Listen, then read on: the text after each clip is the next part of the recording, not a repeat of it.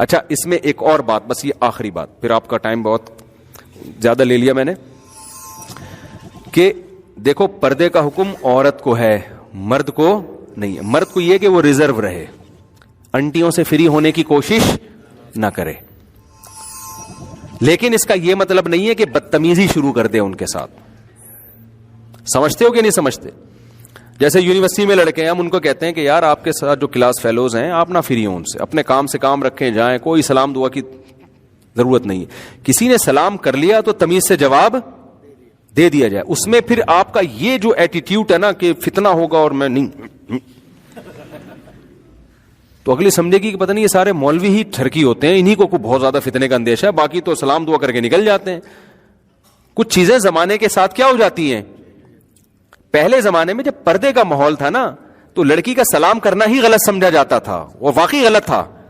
اب جب پردے کا ماحول نہیں ہے تو یہ ایک نارمل روٹین کا حصہ بن چکا ہے. آپ جہاز میں جاتے ہو, ایئر ہوسٹس آتی ہے, سر کیا چاہیے آپ کو, آپ یوں بولو اللہ کی پناہ چاہیے, دفعہ ہو یہاں سے, ہمارے شیخ نے کہا کہ نظر نیچی رکھو.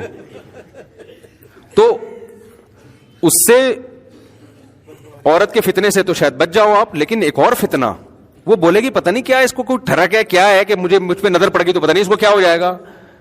تو کوئی بھی ایب نارملٹی والا کام کرنے کی کوشش, نارمل جیسے سارے تمیز سے سفر کر رہے ہیں نا ایسے آپ بھی تمیز سے سفر کرو, یہ کہنے کا مقصد ہے. نہ گھور گھور کے اس کو آنکھیں پھاڑ پھاڑ کے دیکھو, اور نہ ایسے بن جاؤ کہ جیسے پتہ نہیں سارا تقویٰ اور للہیت آپ پہ نازل ہو رہی ہے. نارمل بنو, اپنے جذبات پہ کنٹرول کرو, بولو بھائی میری بہن ہے, بس ختم ہو گئی بات. اب یہ میں اس لیے بتا رہا ہوں کہ بعض دفعہ علماء کے ساتھ بھی ایسا ہوتا ہے. مجھے تو یاد ہے ایک دفعہ میں کسی باہر کی ایئر لائن میں سفر کر رہا تھا, اب کوئی کیمرہ سے ویڈیو بنا کے ڈالتا نا, میں تو یہ ڈر رہا تھا یار کسی نے ویڈیو بنا کے ڈال دی تو میرا تو بیڑا غرق, میں تو ایئرپورٹ پہ اترنا مشکل ہو جائے گا. اب ایئر ہوسٹس تھی, وہ ایئر لائن بھی کسی دوسرے ملک کی تھی, ایمریٹس ایئر لائن تھی میرا خیال ہے. اب وہ ایئر ہوسٹس بھی عربی, اب ظاہر ہے ایئر ہوسٹس تو اکثر ینگ ہی ہوتی ہیں. اب وہ کیا ہے, وہ بیچاری, اس کو اردو بھی آتی تھی کیونکہ پاکستان سے اتنے زیادہ اس کو اردو آ گئی تھی. اب اس نے کہا کہ میں آپ کے بیان سنتی ہوں بڑی عقیدت سے نا, تو کھانا وانا سب کو اس نے سرو کیا. پھر میرے ساتھ 2 سیٹیں خالی تھی, ادھر ہی آگے بیٹھ گئی ہوں.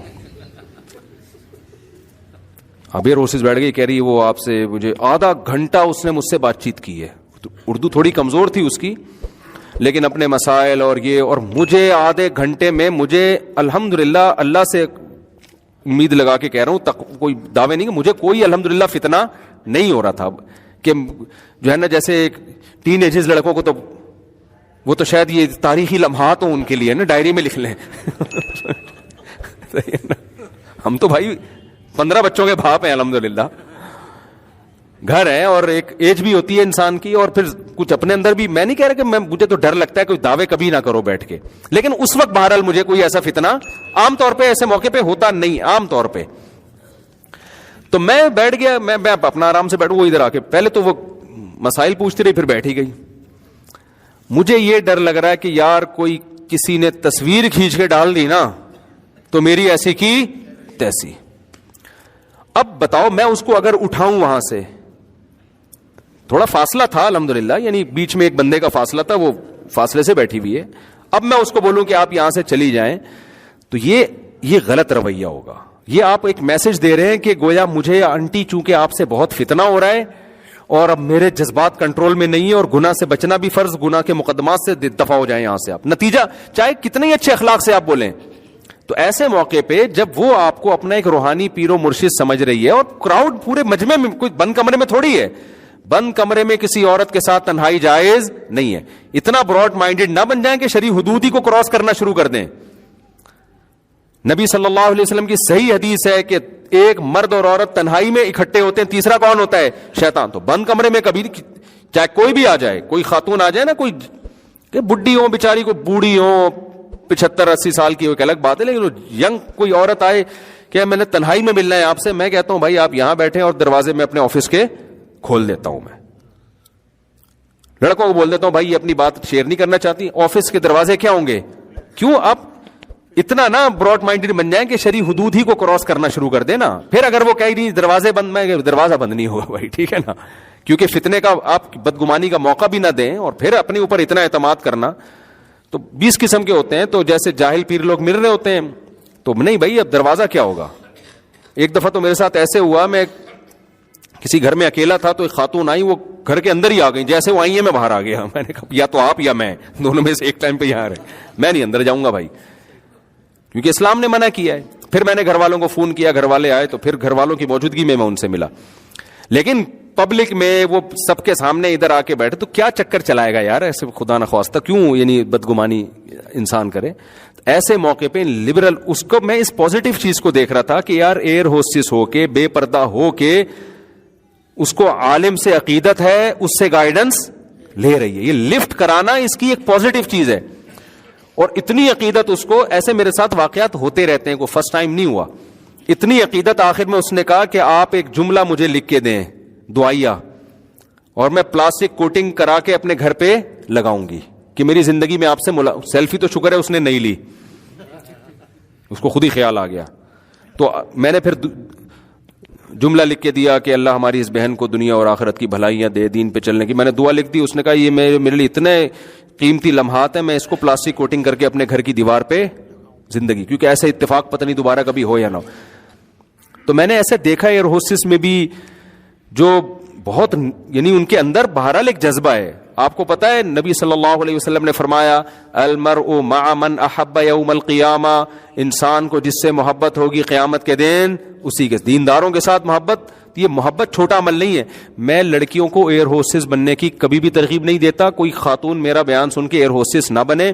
مجھے یہ جاب اچھی نہیں لگتی, شریعت کو اچھی نہیں لگتی کہ اتنے مردوں میں آپ سرو کر رہی ہو. میں اس کو پروموٹ نہیں کر رہا, میں بتا رہا ہوں کوئی بھی کر رہی ہے کسی مجبوری سے یا خوشی سے, لیکن اس میں اگر ایک عیب ہے تو 20 اس میں خوبیاں بھی بولو نا ہوں گی, 20 خوبیاں بھی ہوں گی.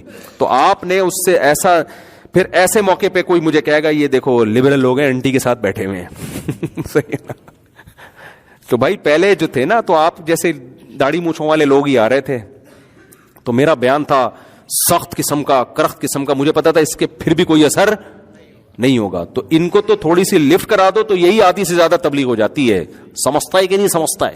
تو مولانا طارق مل صاحب پر بھی جو لوگ اعتراض کر رہے ہوتے ہیں نا, فلانی کے سر پہ ابے دوپٹہ تھا اس کے سر کے اوپر, یار ٹوپی تھی پتہ نہیں دوپٹہ تھا, رہا تو پبلک میں رکھا ہے نا, تو کیا یار کیوں اس کو اتنا نیگیٹو لے کے جا رہے ہو.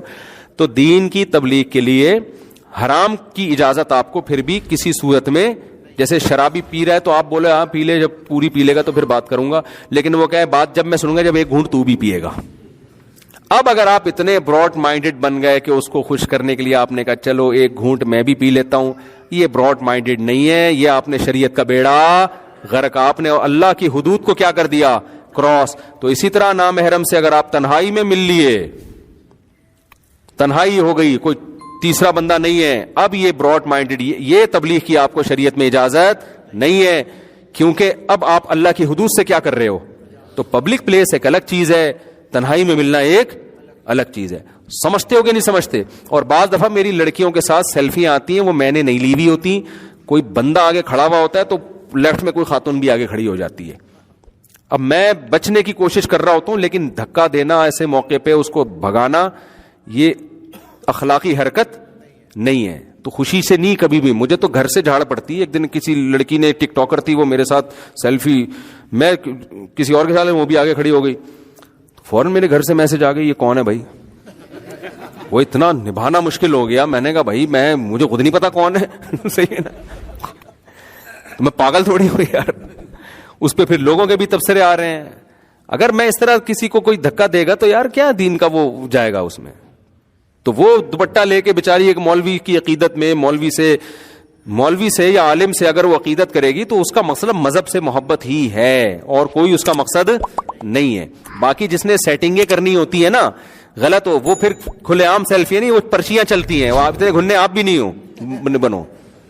جب کوئی غلط ہوتا ہے نا تو پھر یہ نہیں ہوتا کھلے عام, وہ یہ ہوتا ہے عقیدت کے نام پہ ایک پرچی پکڑا دی. ہمارے زمانے میں ایک بچہ تھا محلے کا جو سیٹنگوں میں استعمال ہوتا تھا. کسی نے بھی کسی لڑکی کو کوئی پرچی, اب تو موبائل آ گئے نا, تو پکڑا دی, وہ دے کر آ رہا ہے. ایک دن پکڑا گیا, پٹا وہ دبا کے نا, وہ پکڑا گیا تھا. تو تو جس نے غلط کرنا ہوتا ہے نا اس کے اسٹائل یہ نہیں ہوتا, اس کا اسٹائل کچھ اور ہوتا ہے. وہ پھر چپکے سے مس کالیں, پھر کالوں کا جواب, پھر وہاں سے میسج بازیاں, پھر الٹی سیدھی حرکتیں, پھر کال, یہ سب, پھر چھپڑ میں ملاقاتیں, وہ بالکل ہی الگ اسٹائل ہوتا ہے. تو بدگمانی مت کیا کرو میرے بھائی, بہت ہو گیا میرے بھائی, بہت سارے سوالات رہ گئے.